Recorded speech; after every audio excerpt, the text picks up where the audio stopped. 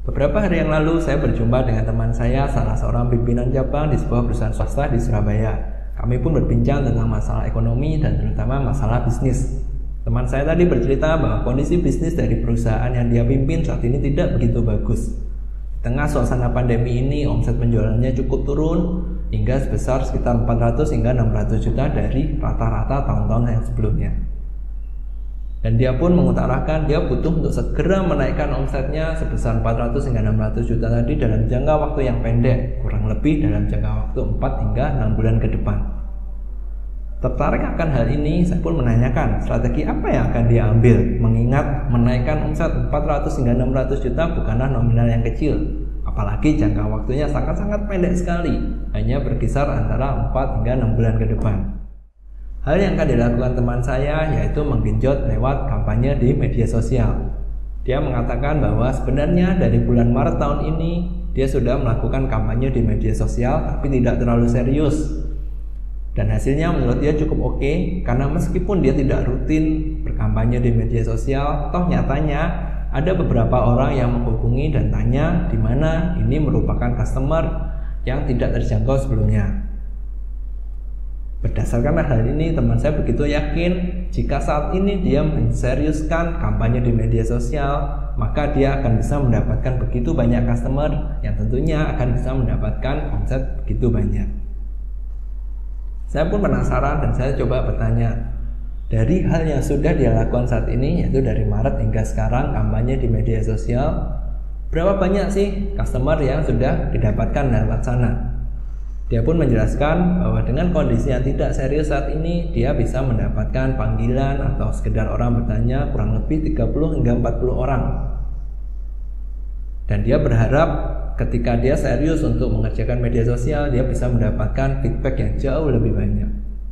Saya pun kembali bertanya, dari 30 hingga 40 orang tadi, berapa persen yang sudah menjadi customer-nya dia? Dan ternyata jawabannya hanya 1-2 orang saja. Setelah mendengar cerita teman saya tadi, saya pun kembali mengkonfirmasi apakah benar dia ingin menaikkan omset sebesar 400 hingga 600 juta hanya dalam jangka waktu 4 hingga 6 bulan ke depan dengan cara kampanye besar-besaran di media sosial.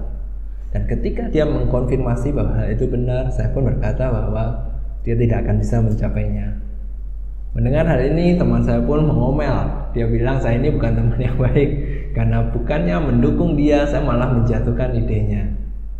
Well, justru karena saya ini teman yang baik, maka saya belak-belakan mengatakan hal ini kepadanya. Setidaknya ada 2 alasan yang mendasari kenapa saya begitu yakin strategi dia tidak akan bisa berjalan. Yang pertama adalah karena saya tahu teman saya ini basic penjualannya berada di B2B, di mana B2B berarti sales cycle-nya begitu panjang. Begitu banyak orang yang perlu kita temui, begitu banyak orang yang perlu kita yakinkan sebelum penjualan bisa terjadi.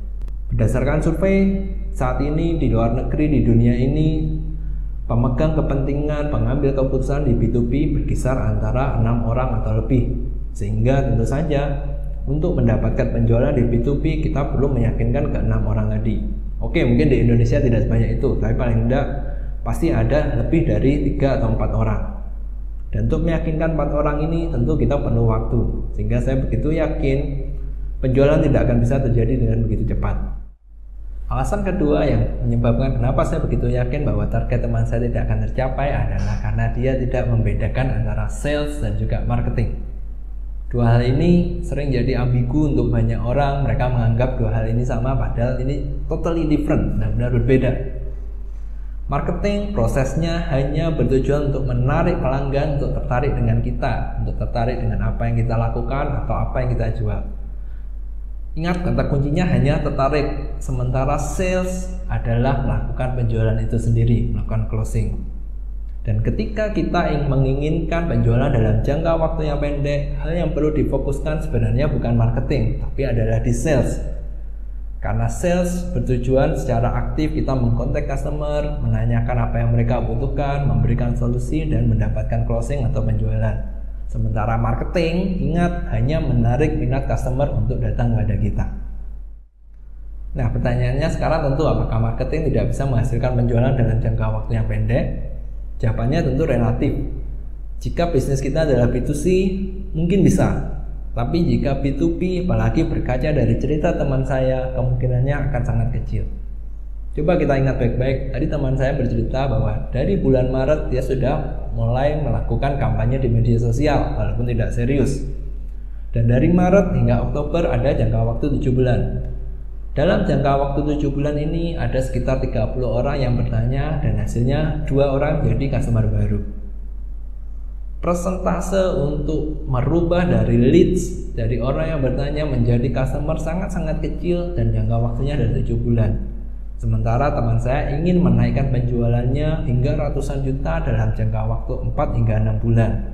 Dimana jika kita lakukan kalkulasi sederhana, tentu kemungkinannya sangat kecil, walaupun mungkin dia akan melakukannya dengan begitu besar-besaran.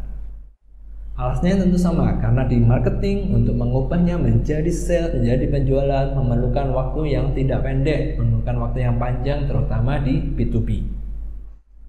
Jadi pertanyaan saya hari ini adalah, apakah Anda tahu perbedaan antara sales dan juga marketing? Dan apakah Anda juga tahu kapan harus menggunakan yang mana sales dan mana yang marketing? Ingat, salah menggunakan kedua hal ini akan menyebabkan target penjualan yang sudah kita tentukan tidak akan tercapai. Sales digunakan untuk jangka waktu yang pendek, di mana kita membutuhkan penjualan dengan cepat. Sementara marketing digunakan untuk menarik customer datang kepada kita dan kita mengubahnya menjadi penjualan lewat sales. Jadi ketika Anda menginginkan penjualan dalam jangka waktu yang pendek, Anda perlu mengenjot di sales.